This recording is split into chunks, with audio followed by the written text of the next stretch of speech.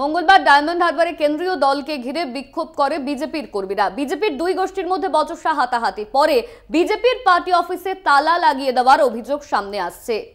আর diamond হারবারের এই ঘটনা, ডায়মন্ড হারবারের আমতলায় সেখানে এই ঘটনা ঘটেছে এবং এই যে ঘটনা, সেই ঘটনার জেরে বিজেপি প্রার্থী অভিজিৎ দাস তাকেই সাসপেন্ড করে দিল দল।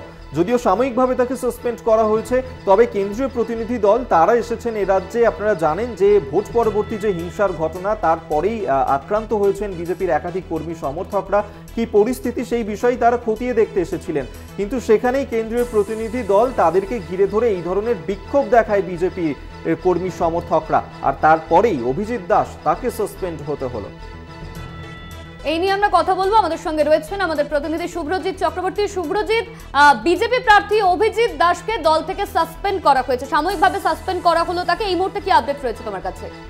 হ্যাঁ দেখো, একেবারে প্রথমে তোমায় জানিয়ে রাখবো, গতকালের যে ঘটনা, কেন্দ্রীয় প্রতিনিধি দল ডায়মন্ড হারবারে আসে ঘরছাড়া কর্মীদের সাথে দেখা করার জন্য। তারপরে কিন্তু কেন্দ্রীয় প্রতিনিধি দলকে বিক্ষোভ দেখায় বিজেপির কর্মী সমর্থকরা, ঘরছাড়া কর্মী সমর্থকরা, এবং তারপরে বিক্ষোভকারী বিজেপি কর্মী সমর্থকরা তারা জেলা পার্টি অফিসে গিয়ে কার্যত বিজেপির দুই তরফের কর্মীদের মধ্যে হাতাহাতি, বচসা এবং জেলা পার্টি অফিসে তালা পর্যন্ত লাগিয়ে দেওয়া হয়। বিজেপি কর্মীরা এসে জেলা পার্টি অফিসে তালা লাগিয়ে দেয়, বিজেপি গোষ্ঠীদ্বন্দ্ব প্রকাশ্যে চলে আসে। এবং এরপর আজই কিন্তু যেটা দেখা গেল যে বিজেপির যিনি প্রার্থী ছিলেন ডায়মন্ড হারবারের অভিজিৎ দাস, তাকে কিন্তু শোকজ করা হয় এবং সাময়িকভাবে শোকজ করা হয়েছে বলে জানা যাচ্ছে।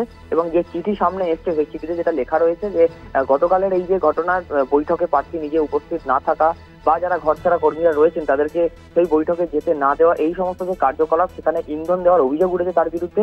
সেই কারণেই তাকে কিন্তু 7 দিনের মধ্যে গোটা ঘটনার কিন্তু উত্তর চাওয়া হয়েছে, উত্তর দিতে বলা হয়েছে এবং সাময়িকভাবে তাকে শোকজ করা হয়েছে, এমনই কিন্তু খবর। যদিও বিজেপি প্রার্থী অভিজিৎ দাস, তার সাথে ফোনে যোগাযোগ করা হলে তিনি যেমনটা বলেন, তিনি কিন্তু এখনো পর্যন্ত অফিসিয়ালি কোনো চিঠি পাননি। একদমই ধন্যবাদ তোমার শুভজিৎ। বিজেপি প্রার্থী অভিজিৎ দাস তিনি জানিয়েছেন এখনো পর্যন্ত তার কাছে কোনো অফিসিয়াল চিঠি এসে পৌঁছয়নি।